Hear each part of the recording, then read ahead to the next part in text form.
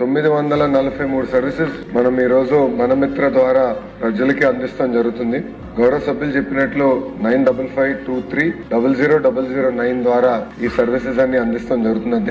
అధ్యక్ష మీరు చూస్తే 1,48,00,000 మంది అంటే సర్వీసెస్ మనం అందిస్తాం జరిగింది అధ్యక్ష. ఇంతేకాకుండా సర్వీసెస్ అయిన తర్వాత కూడా ఆ వినియోగదారు దగ్గర నుంచి ఫీడ్బ్యాక్ తీసుకుంటున్నాం అధ్యక్ష. సర్వీసెస్ ఎలా ఉంది, ఎక్స్పీరియన్స్ ఎలా ఉంది దానిపైన కూడా మేము ఫీడ్బ్యాక్ తీసుకుంటున్నాం. గౌరవ సభ్యులు కూడా చూసుంటారు, ఇప్పుడు AI కూడా అమలు చేస్తాం జరిగింది దీంట్లో. సో దట్ కంబర్సమ్ ప్రాసెస్ మీరు ఏదైతే అన్నారో యూజర్ ఫ్రెండ్లీనెస్ ఇంప్రూవ్ చేయాలి, కొంచెం ఈజ్ ఆఫ్ యూజింగ్ ఉండాలి దానిపైన ఇప్పుడు AIని మనం దీంట్లో ఇంటిగ్రేట్ చేసి అది కూడా అందిస్తాం జరిగింది అధ్యక్ష. గౌరవ సభ్యులు చెప్పినట్లు ఏంటంటే మేము ఎలాంటి డేటా స్టోర్ చేయము. ఈ ప్లాట్ఫామ్ వాట్సాప్ అనేది నియర్లీ ఒక హైవే, డేటా అనేది అది డిపార్ట్మెంట్ దగ్గర ఉంటుంది లేదంటే యూజర్ దగ్గర ఉంటుంది, మేము స్టోర్ చేయం. సో ఫర్ ఎగ్జాంపుల్ గౌరవ సభ్యులు చెప్పినట్లు కరెంటు బిల్ కట్టాలంటే ఆ బిల్ నంబర్ ఎంటర్ చేయండి అని ప్రతిసారి అడుగుతాం జరుగుతుంది అధ్యక్ష.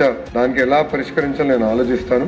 అంతేకాకుండా మీరు అన్నట్టు కొంత ప్రాసెస్ రీఇంజనీరింగ్ అనేది జరగాలి. ఇప్పుడు వాస్తవంగా మేము ఏం చేసామంటే ప్రభుత్వము ఉన్న ప్రాసెస్ ని డిజిటలైజ్ చేసింది. ఇప్పుడు ప్రాసెస్ రీఇంజనీరింగ్ అనేది చాలా చాలా అవసరం అధ్యక్ష. ఈ రోజు ఒక బటన్ నొక్కితే మనకి భోజనం వస్తుంది, బటన్ నొక్కితే ట్యాక్సీ వస్తుంది, బటన్ నొక్కితే ఇంటికి కావాల్సిన సరుకులు వస్తున్నాయి, బటన్ నొక్కితే సినిమా చూడొచ్చు. అలాంటిది బటన్ నొక్కితే ప్రభుత్వం పని చేయాలి, బటన్ నొక్కితే వాళ్ళకి కావాల్సిన సర్టిఫికేట్లు వాళ్ళకి అందజేయాలన్న ఆలోచన నా యువగలం పాదయాత్రలో ప్రారంభమైంది. అది సింగిల్ నంబర్ ద్వారా చేయాలని ఒక లక్ష్యంగా పెట్టుకున్నాం. గౌరవ సభ్యులు చెప్పినట్లు భారతదేశంలో ఏ రాష్ట్రం జరిగిన విధంగా మన రాష్ట్రంలో ఇన్ని సర్వీసెస్ మనం మన సిటిజన్స్ కి అందజేస్తున్నాం అధ్యక్ష. మీరు ఇచ్చిన ఫీడ్బ్యాక్ ఏదైతే రెస్పాన్స్ ఇంకా స్పీడ్ పెంచాలి, అంతేకాకుండా ఆ రిసీప్ట్ కూడా రియల్ టైమ్ లో రావాలి, QR కోడ్ పర్ఫెక్షన్ చేయాలని మీరు చెప్తాం కూడా జరిగింది అధ్యక్ష. నేను ఇక్కడ కోరేది గౌరవ సభ్యులను కోరేది కూడా మీరు కూడా కొంచెం వాడి ఫీడ్బ్యాక్ మాకు ఇవ్వండి. ఎలా ఇంప్రూవ్ చేస్తే బాగుంటుంది, ప్రాసెస్ ని ఎలా ఫైన్ ట్యూన్ చేస్తే బాగుంటుంది.